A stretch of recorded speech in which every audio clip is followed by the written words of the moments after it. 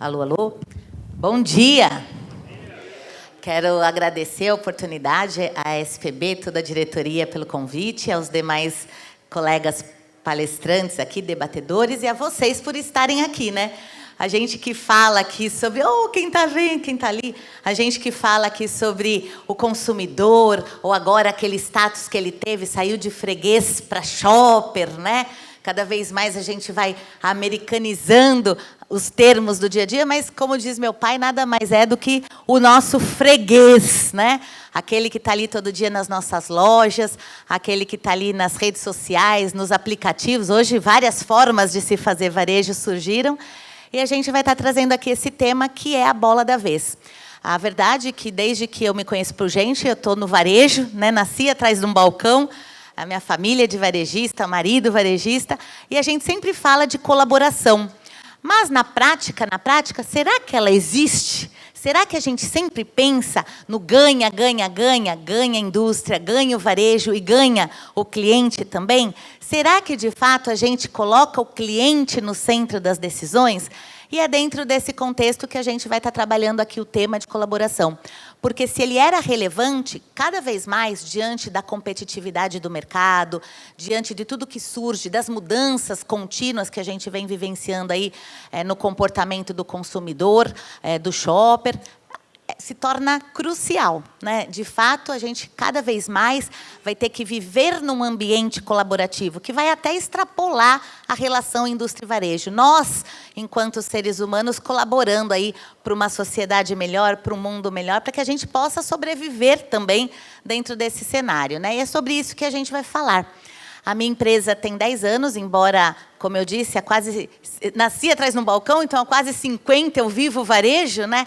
Passado aí um pouquinho, e a gente trabalha lá na Connect para melhorar a experiência do consumidor e do shopper nos diferentes pontos de venda, seja em loja física ou loja virtual. O que a gente faz? Além de estudos sobre o comportamento, que eu vou trazer um pouquinho aqui, a gente faz também gerenciamento por categoria, que é o quê? Garantir o produto certo, bem exposto, executado corretamente, na política de preço adequada, dentro lá de comunicação, publicidade, conectando todos os P's para maximizar os nossos resultados.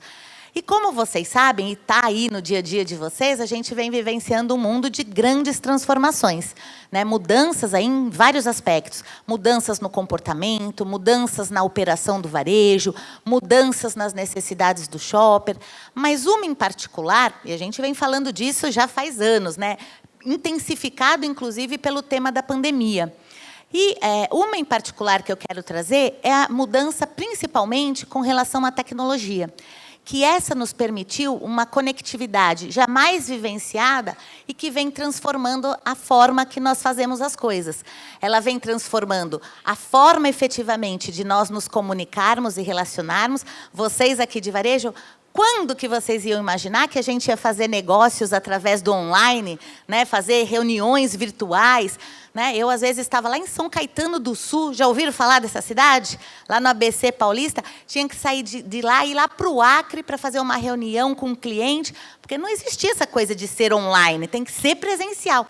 Às vezes, eu demorava 3 dias para chegar e a reunião era de meia hora, né? Mas muda também a forma de nós acessarmos informações. E os nossos clientes também. Hoje, com um clique, ele está lá na sua loja, ele está comparando o preço, ele está avaliando concorrência, ele está buscando informações sobre produto. E isso exige da nossa equipe mudanças radicais na relação. Exige da nossa equipe uma relação mais próxima também com o colaborador, com o fornecedor, com o parceiro comercial, porque a gente precisa que a nossa equipe comece a saber muito mais sobre os produtos que ela vende ali naquele ponto de venda. E do lado da indústria, precisa uma colaboração mais efetiva com o varejista para que ele possa saber e posicionar mais corretamente o produto ali no ponto de venda. Muda também a forma de nós fazermos marketing e mídia. Até pouco tempo atrás, nós tínhamos as agências e gastávamos fortuna para falar sobre nós, né? Fazer propaganda, fazer marketing. Hoje, qualquer cliente de vocês que entra na loja, ou qualquer cliente lá da indústria que busca um produto, se ele gostar ou não gostar, ele vai falar sobre você. E a gente tinha uma máxima no universo de pesquisa que era assim, olha, lá no passado, logo que eu comecei, há uns 30 anos atrás, a trabalhar com comportamento do consumidor, nós tínhamos uma máxima que dizia o seguinte, olha, varejista e indústria, se o seu cliente tiver uma experiência positiva, bacana, ele vai influenciar aproximadamente 3 novas pessoas que você vai ter chance de converter para aquele produto, para aquela marca ou para aquela loja. Mas, atenção, porque se você provocar uma experiência negativa, você vai impactar negativamente 8 pessoas. Então, já era uma proporção de 3 para 8. Com as redes sociais hoje, isso virou exponencial. Se a gente causar uma experiência negativa no cliente, ele vai colocar, e você que está ali em Patos, né? Que eu fui lá uma vez fazer palestra, ou lugar quente ali, né? Calorado, mesmo no inverno, um calor lá de 30, 40 graus, na sombra, né? Você está lá em Patos, acontece uma coisa na tua loja, eu lá de São Caetano do Sul fico sabendo, porque publicaram nas redes sociais.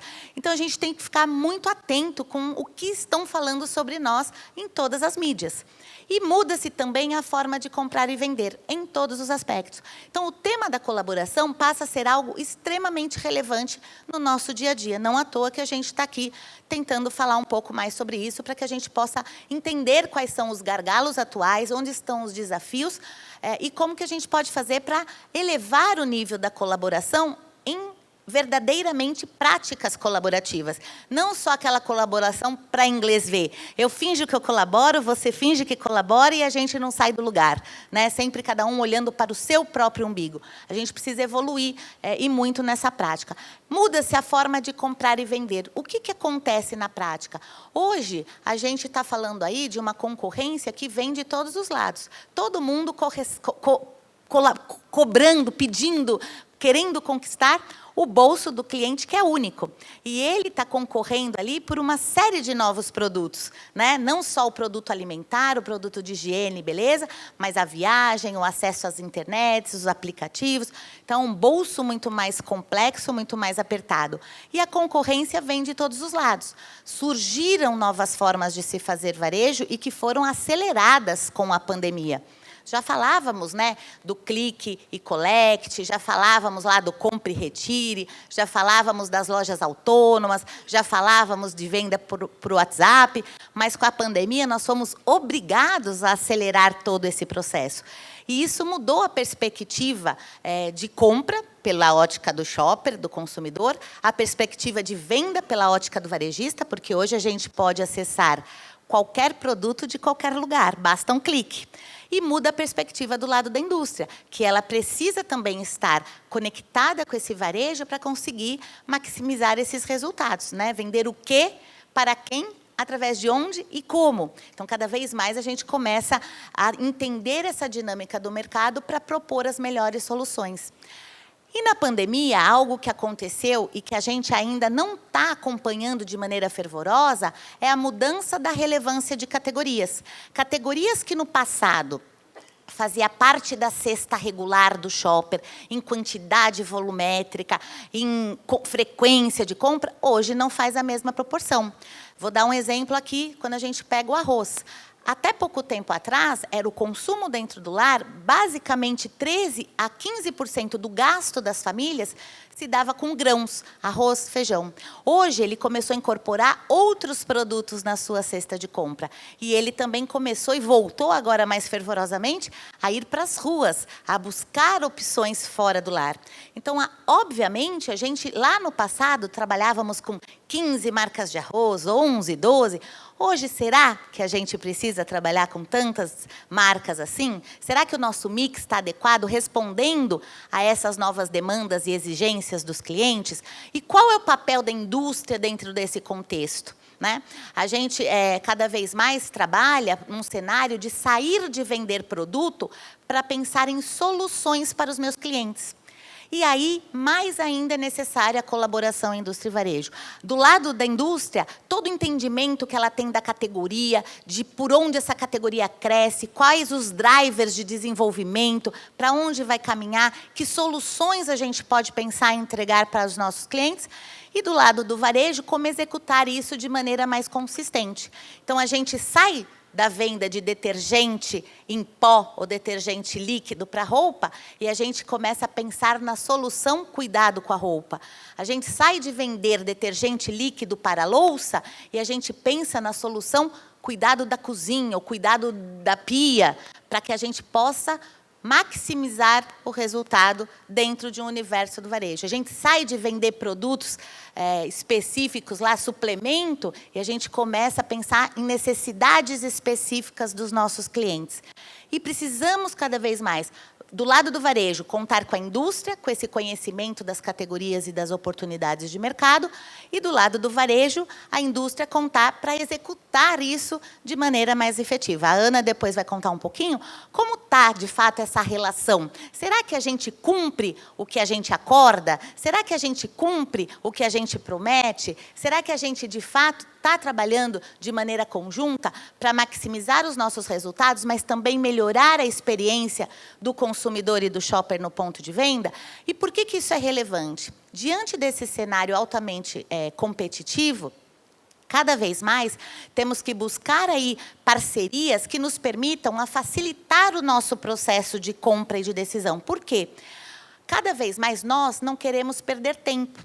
Só para vocês terem uma ideia, hoje, se a gente olha para as estatísticas de mercado, mais de 35% da população brasileira é um shopper, ou um cliente, ou um freguês apressado. Ele não quer perder tempo, ele quer entrar e sair rapidamente, ele quer facilidade no processo de compra e de decisão.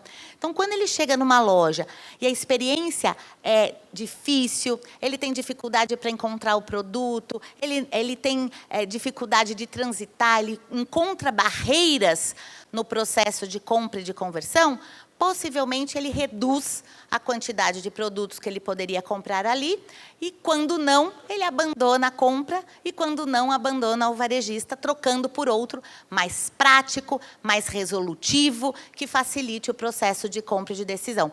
Este é o nosso desafio. De que forma nós podemos verdadeiramente facilitar o processo de navegação, o processo de escolha, o processo de compra e o processo de decisão. E desenhar ações que a gente possa inspirar o cliente a comprar mais e melhor. Então, a gente sai daquela era do marketing massivo, do marketing generalista, das campanhas tudo para todo mundo, para cada vez mais trabalhar projetos e processos personalizados. O feito para mim, né? Então, eu vou desenhar em parceria com você, varejista, algo que faça sentido para o seu perfil de cliente, que é diferente do seu. Então, cada vez mais a colaboração sai de algo genérico, sindicalizado, que é uma prática muito comum ainda nos dias de hoje, para algo personalizado, diferenciado, para trazer verdadeiramente para o meu ponto de venda resultados efetivos, fazendo com que o cliente gaste mais dentro daquele varejo, gaste mais e gaste melhor, né? Agregando valor aí na cesta de compra. E com isso, obviamente, de preferência que ele volte, porque o cliente a gente ganha mais dinheiro com a recompra do que atraindo novos clientes. E a gente tem um desafio no varejo. Ainda hoje, a gente gasta 5 vezes mais investindo em ações e atividades de ofertas para atrair o cliente para dentro da loja, do que nós gastaríamos se nós trabalhássemos mais fortemente em parceria com a indústria para reter o cliente nas nossas lojas. Aqueles que estão já em nossas lojas, já clientes, aproveitar melhor o bolso dele lá dentro. E é triste de se ver. Em estudos que a gente tem com clientes varejistas de vários portes, várias regiões do país, a gente analisa uma cesta que a gente chama cesta básica, mas não é a cesta básica tradicional, é uma cesta com os itens mais presentes regularmente ao longo de um ano na cesta do brasileiro. E o que a gente descobriu? Que menos de 40% deles que entram numa determinada loja varejista, em um ano, compram mais do que 10 categorias dentro da loja varejista. Ou seja, ele vai lá, ele compra o arroz, o feijão, mas falta para ele, não compra o óleo ali, não compra o azeite ali. Por quê? Porque ele busca em outro lugar. Então, nosso aproveitamento de clientela é muito baixo, em torno de 40%. Para que ele pudesse ampliar o número de itens que ele coloca na cesta de compra. E aí a importância, de novo, da colaboração. A importância de, quando pensarmos em colaboração, colocarmos o cliente no centro das decisões. Não pode ser o interesse do varejista, não pode ser o interesse da indústria. Tem que ser olhar para o cliente e dizer: como eu posso melhorar a experiência dele, maximizar a experiência dele, maximizar os gastos dele dentro da minha loja, em parceria com o fornecedor, com o mesmo interesse comum, o cliente no centro das decisões, desenvolvermos ações conjuntas, e aí sim a gente vai ter melhores resultados, tanto para o varejo quanto para a indústria. O resultado, ele vai ser consequência da boa experiência do cliente. E este é um grande desafio. Por quê? Hoje, no Brasil, de cada 10 varejistas, apenas 3 conhecem a fundo os seus clientes. Apenas 3 conhecem e possuem uma base de dados gerenciável e conseguem aplicar esse conhecimento do cliente nas suas decisões de layout, nas suas decisões de mix de produto, nas suas decisões de exposição do produto na gôndola, nas suas decisões de precificação. 3 em 10 varejistas. E do lado da indústria não é diferente. Quantas indústrias nos procuram para fazer parceria, para fazer um projeto, por exemplo, de gerenciamento por categoria no varejista, e você pergunta: o que você sabe da sua categoria? Quase nada. Como que o shopper compra a sua categoria? Oi? Como que executa a categoria no ponto de venda? Então, a gente tem desafios dos dois lados, partindo do conhecimento do shopper. E quem é esse novo shopper? Nem preciso falar aqui, todos vocês estão vivenciando isso, né? Muito mais conectado, muito mais exigente, muito mais curioso, em busca de experiências. E não é nada inusitado, né? Não é aquela coisa, uau! Ele quer experimentar coisas novas, ele quer ter facilidade no processo de compra, de escolha, ele quer ter facilidade na hora que ele entra num site, vai comprar um produto, navegabilidade fluida, ele quer comprar um produto e que chegue na casa dele o produto adequado. Eu mesma, esses dias, tive uma experiência, eu comprei um sapato de salto Scarpan, que é aquele que tem o biquinho. Chegou uma sandália verde e laranja. Eu falei: oi? Mas código correto? E aí? E para trocar? O transtorno para você fazer uma devolução, né? Fora que você tem que ir pessoalmente no correio, a gente tem ainda um processo muito grande, se a gente for avaliar, de fato, as experiências que os nossos clientes têm conosco. Muito mais exigente, muito mais seletivo, e, inclusive, fomentados pela pandemia com novos valores. Que valores são esses, Fátimas? Até pouco tempo atrás, muito das escolhas do shopper estava conectado com atributos de produto. Né? Se o produto faz bem para o coração, se o produto lava bem o cabelo, se tem um benefício adicional. Hoje, mais do que nunca, mais do que isso, e quanto mais jovem esse público, mais demandante de temas relacionados com as dores do mundo. Valores relacionados a aspectos sociais, valores relacionados a aspectos culturais, a aspectos econômicos, as práticas da diversidade e valorizando mais e mais empresas que, de fato, tenham consistência entre o que promete e sua entrega, com clareza de proposta de valor e com propósitos verdadeiramente genuínos. Para que você existe? E como você está contribuindo com a sociedade em que você está inserido? Seja não contribuindo com muitos lixos, seja contribuindo em contratando pessoas da comunidade para gerar mais renda e emprego na localização, seja produzindo produtos cuja embalagem não danifica o meio ambiente, né? A gente vê aí, em média, de 11 a 15 mil itens lançados anualmente, dos quais menos de 3 mil sobrevivem por mais de um ano. É triste, né? E se a gente pensar pela ótica do varejo, quantos itens a gente teria que excluir para incluir todo esse novo portfólio que a gente tem por aí? E do lado da indústria, muito também acontece. Ela lança um produto, ela investe em mídia, ela investe em trade, quando ela chega no ponto de venda, o produto não está lá. está mal executado, está mal exposto, né? Então, a gente acaba tendo oportunidades aí dos dois lados. E, obviamente, que um dos pilares essenciais para melhorar tudo isso que eu estou falando, a experiência e os resultados, tem a ver com a colaboração. Uma colaboração fluida, uma colaboração verdadeira, e a colaboração passa a ser um vetor essencial para que a gente possa crescer e ser sustentável aí no longo prazo. A Ana vai falar muito disso. É um processo que não tem volta. Ele está aí e tem que acontecer. Ou pelo amor, ou pela dor, nós vamos ter que sentar e colocar as cartas na mesa e colaborar em todos os aspectos. E aí que entra o tema da palestra. A gente cada vez mais vai ter que sair de relações comerciais ou transacionais, focada em volume, preço e prazo de pagamento, né? E começar a pensar em projetos conjuntos para desenvolver categoria, para desenvolver o mercado, para fazer o bolo crescer, e depois sim, a gente vai combater um ao outro para roubar uma fatia maior do bolo. Mas se o bolo não crescer, a gente só está trocando valor de mãos, né? Ninguém está ganhando de verdade. A gente tem um mercado que, se a gente olhar no longo prazo, não cresce tanto. A gente só está roubando espaço de alguém que está perdendo, que depois rouba da gente de novo. Então, quando que a gente vai poder se juntar para fazer o bolo crescer? E o que é isso na prática? O que exige esse modelo colaborativo? Ele passa por, óbvio, a gente vai falar, para colaborar melhor, precisamos melhorar nosso nível de serviço. A gente até estava falando sobre isso, né? Que tipo de serviço, que tipo de relacionamento eu vou ter para os meus clientes? Vou fazer tudo igual para todo mundo? Óbvio que não, né? A gente vai começar a classificar os clientes também entre varejo e indústria pelo nível de entrega, pelo nível o mix que compra, pelo volume, mas a gente precisa melhorar o nível de serviço entre os dois lados. Precisamos conhecermos mais um ao outro mutuamente, fornecer dados. E é tão engraçado porque ainda o varejo, mais do que a indústria, tem uma cultura de não querer fornecer dados, né? Então, até comigo acontece. O varejista nos contrata para fazer um processo de gerenciamento por categoria. O processo de GC, a base dele é dados, né? Dados de vendas, de volume, de rentabilidade, de número de itens, de giro, uma série de coisas que a gente vai analisar para propor o melhor mix, para propor a melhor posicionamento das marcas, precificação, como expor o produto.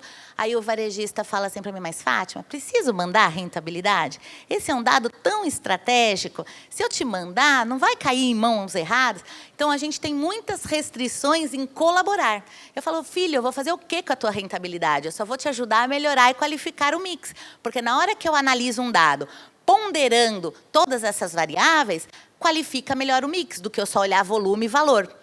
Mas, às vezes, tem restrições no fornecer informações relevantes. E aí limita nosso poder de colaboração. Além disso, mais estratégias de sell-out. O que é isso na prática? Do lado da indústria, cada vez mais, a gente tem que sair de mix total, vou empurrar tudo para todo mundo, porque sou avaliado, inclusive, por ativação, e eu começo a pensar em mix inteligente. O que faz sentido para aquele perfil de varejista? De acordo com quem? Com o perfil do shopper dele. Eu preciso pensar no estoque eficiente. Gente, estoque parado é dinheiro perdido, né? Limita, muitas vezes, o meu fluxo de caixa. Então, se eu tenho uma política de introdução, eu tenho que ter uma política de exclusão. E a gente não tem essa cultura, de fato. Abastecimento regular. Tem gente aqui, clientes meus, que não me deixam mentir. A gente vai fazer análise de sortimento, às vezes você tem lá mix, 40% do mix você pode excluir, não vai fazer nem cócegas no seu negócio. Em contrapartida, você tem super estoques gigantesco, de um lado, rupturas violentas daquilo que é relevante, porque não cabe na gôndola. E como a gente não gerencia isso de maneira efetiva, então a gente fica, de um lado, super estoque de coisa irrelevante, caminhando com a ruptura, perdendo 2 vezes daquilo que é relevante. Então, a importância de a gente conectar o abastecimento com o mix inteligente. Óbvio que a gente tem também ações de promoções, ofertas, tem que ser inteligentes. Saiu uma pesquisa na SA Varejo recente, que em média ao ano nós perdemos 12 bilhões de reais, 12 bilhões de reais em ofertas desnecessárias. Compre 3, pague 2, o cliente já comprava 3, mas a gente não conhece a cesta de compra dele. Então, a gente faz ofertas que não faz sentido. Poderia, compre 5, pague 4. ok? Ou outra ação diferenciada. Então, olha que absurdo, quanto dinheiro a gente perde por não conhecer o nosso cliente. Serviços diferenciados e, obviamente, um atendimento mais colaborativo, mais personalizado. Por que eu falo muito sobre essa questão do mix inteligente? Porque 60% do resultado de um varejista, em estudos e correlações estatísticas que nós fazemos lá na Connect, vem do mix ideal.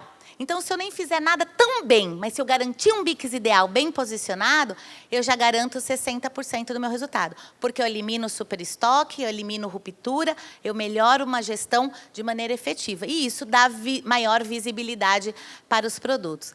E, obviamente, que a contrapartida disso, quando eu tenho um mix ideal, eu consigo garantir um produto mais acessível, visível e disponível. Esse, inclusive, é o mantra do que a gente fala do gerenciamento por categoria. Só para a gente dar uma quebrada de gelo aqui, eu vou contar até 3, e aí eu quero ouvir bem alto aqui, da Paraíba, acessível, visível e disponível. Pode ser? Aquele que falar mais alto vai levar um livro de presente. Topam? Pode? Então, vamos lá, hein? 1, 2, 3 e já! Olha, esse aqui levou um de presente, esse de azulzinho aí, parabéns. E aquela de rosinha ali do fundo também de óculos, ó, você aqui, parabéns. Tem mais um ainda para daqui a pouco, vamos lá. Acessível, visível e disponível. Do que eu estou falando? É garantir o produto ali, na gôndola, bem exposto e sem barreiras para conversão, né? Porque senão está ali e eu não estou vendo, não estou enxergando, e não estou levando, não estou comprando. Lembrando que 80% da exposição da conversão do cliente, 80% da conversão do cliente está diretamente correlacionado como o produto está exposto. Então, quanto melhor ele tiver ordenado e organizado pela forma que o cliente, que o shopper, que o freguês compra aquele produto, melhor ele vai ser convertido. Mais facilmente ele vai colocar aquele produto na bolsa dele, na cesta de compra. Do que nós estamos falando? O cliente no centro das decisões. Ele vai pautar daqui para frente toda a nossa linear colaborativa. E o futuro? E o futuro? A Deus pertence. Cadê o Cícero? Né, Cícero? A Deus pertence. Não. O futuro entra em cena, mais do que a colaboração, aquela terminologia que eu comentei, a coopetição, que é nós colaborarmos, trabalharmos em conjunto para fazer o bolo crescer e aí sim competirmos entre si com um bolo maior para abocanhar uma fatia maior desse bolo. Mas se o bolo é o mesmo, os ganhos não são tão bem distribuídos, né? Então, a gente fala da competição cooperativa. Essa é uma prática que é muito forte, que vem crescendo aí no cenário global. E em estudos que nós fizemos para a Associação de Atacadistas e Distribuidores, ouvindo, inclusive, o pequeno varejo, cada vez mais sai de práticas de aquele vendedor para um consultor das boas práticas. O que ele está dizendo aqui quando ele quer um consultor de boas práticas como fornecedor? Ele quer aquele consultor que chega ali para ele, aquele vendedor que chega ali para ele, falando qual é o mix ideal que ele tem, não empurrando tudo de tudo, como expor o produto na gôndola, como ele pode ganhar mais dinheiro com aquela categoria, né? Eu lembro de um trabalho que a Unilever fez no passado. Ela divulgava uma página numa das revistas, lá, não sei se era da Super Hiper, Super Varejo, que falava assim, como você pode ganhar mais dinheiro com a categoria X? Como você pode ganhar mais dinheiro executando a categoria Y? Educando o varejo para melhorar a exposição e a execução da categoria, falando do mix ideal, da precificação correta, do posicionamento em gôndola, né? Isso é um consultor das boas práticas, né? E onde estão as oportunidades? O grande e maior desafio é o ouvir mutuamente, né? Então, a gente até tem muito varejista ouvindo indústria, mas as indústrias ainda têm o hábito de chegar com o plano pronto, dizendo, olha, eu tenho um plano ótimo para você, mas não sentou comigo para saber qual é a minha estratégia, quais as minhas dores, o que eu espero dessa categoria, o que é essa categoria para o meu negócio. Então, a gente tem uma grande oportunidade ainda nesse aspecto do ouvir. Colocar o cliente no centro das decisões. Compartilhar informações, como eu já bem comentei. Melhorar a comunicação entre áreas. Já chegou um ponto de eu estar fazendo, num varejista, o gerenciamento por categoria de biscoito, de uma marca famosa da região, orientada pelo próprio fabricante, mas chegou o diretor de merchandising dele assim, está tudo errado. Não, Você liga lá para a sua diretora de trade que você vai ver que não está errado. Então, não tem, muitas vezes, uma fluidez na comunicação entre as áreas e entre as áreas varejo e indústria também. Né? Então, eu sou muito parceiro do cara do comercial, eu sou muito parceiro do cara do trade, mas o cara da logística nunca veio aqui conversar com o meu logística. E aí as coisas não se conectam, e as coisas não se conversam. Então, a gente está cada vez mais saindo daquela relação faseada por áreas, departamentos, e a gente pensar numa gestão colaborativa conjunto, compartilhando aí as informações em todos os aspectos, comercial, trade, logística, né, com alinhamento de todos. Obviamente que cada vez mais uma abordagem eficiente do gestão por categoria. Eu até brinco, eu falo, olha, GC para mim, e brinco bastante sobre isso, não é gestão por categoria. Na prática, a gente tem que fazer evoluir a gestão por categoria em gestão do cliente, porque é sobre isso que a gente está falando. É a gestão do cliente. Então, é o GC não como gestão por categoria, meramente, mas como a gestão do cliente. O que eu posso fazer para maximizar a experiência dele comigo e vender mais e melhor. E aí eu entro no detalhe do layout, da categoria,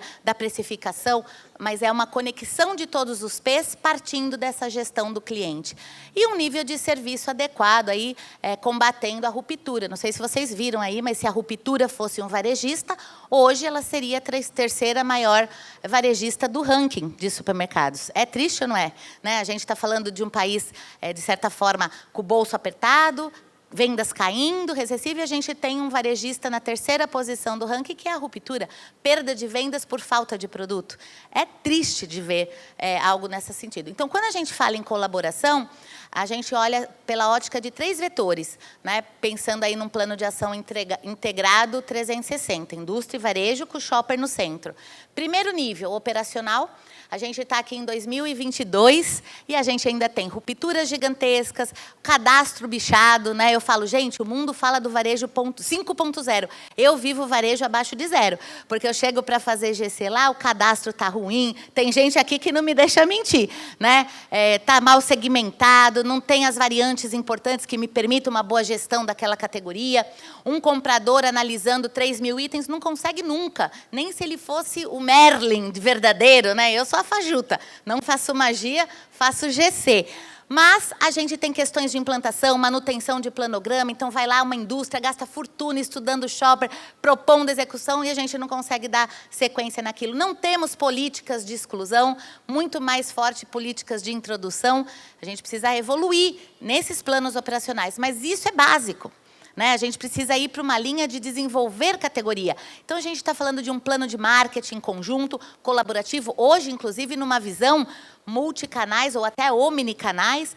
A gente está falando de iniciativas colaborativas mais evoluídas, onde, inclusive, eu personalizo algo para você por ser um cliente diferenciado, né?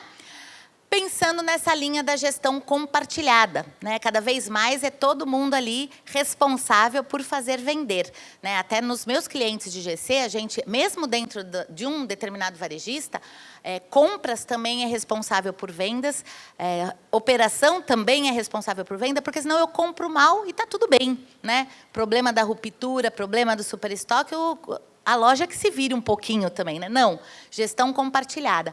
Em vários aspectos. A Ana vai explorar um pouquinho, inclusive, alguns desses atributos que está lá no estudo da Advantage Group. Depois ela vai contar o que é, quem é a Advantage, mas é um olhar da colaboração por todos esses aspectos. Abastecimento e logística, marketing consumidor, serviços ao cliente, trade, relações de negócio, equipe, né? A colaboração permeia todos esses vetores, né?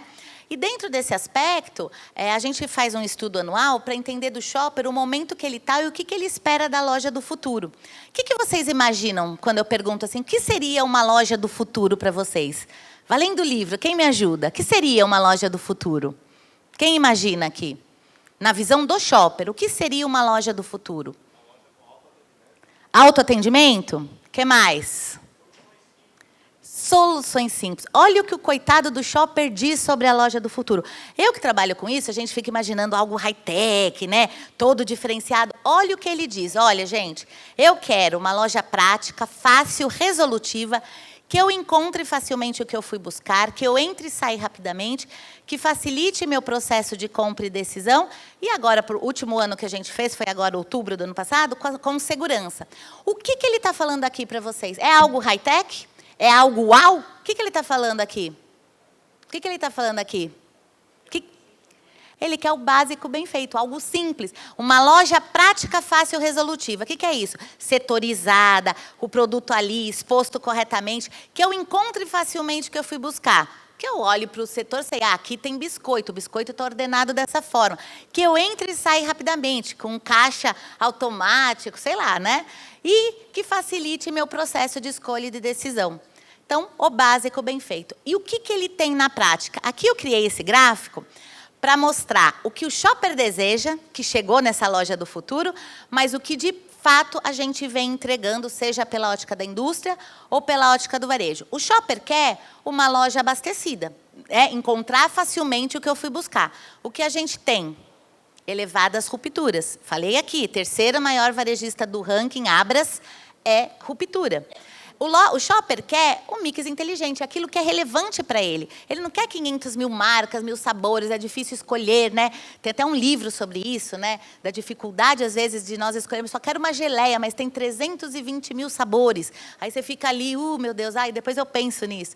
Ele quer um mix inteligente. Muitos ainda a gente vem explorando e vem forçando o mix total, amarrado em contrato, uma série de coisas. Eu quero uma exposição adequada, pensando em necessidades do shopper, pensando em soluções. O que eu tenho? Venda de espaço, paredão de marca, desorganização, segmentos inadequados, misturados. É um safari fazer supermercado de vez em quando, né?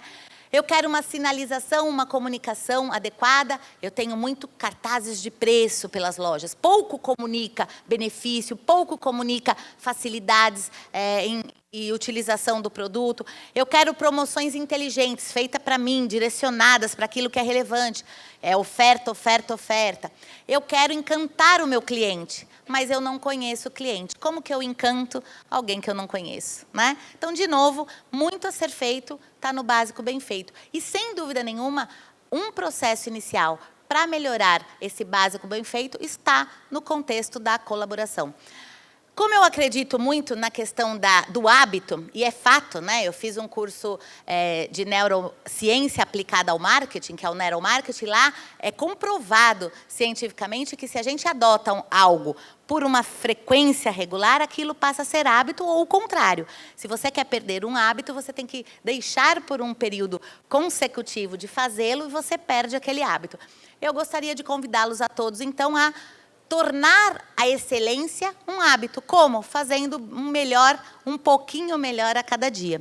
E eu deixo essa frase aqui para finalizar, agradecendo a oportunidade. Quem tiver interesse em mais informações, pode me contatar ou me acessar lá no LinkedIn, nas redes sociais. Tem bastante conteúdo sobre esses temas gratuitos, inclusive lá, vídeos e tudo mais. E agradeço a oportunidade. Diga. Volta a frase? Aqui. Nós somos o que repetidamente fazemos. Excelência não como um ato, mas como um hábito. Obrigada. Espero que tenha sido útil e provocar aqui a discussão. Venha.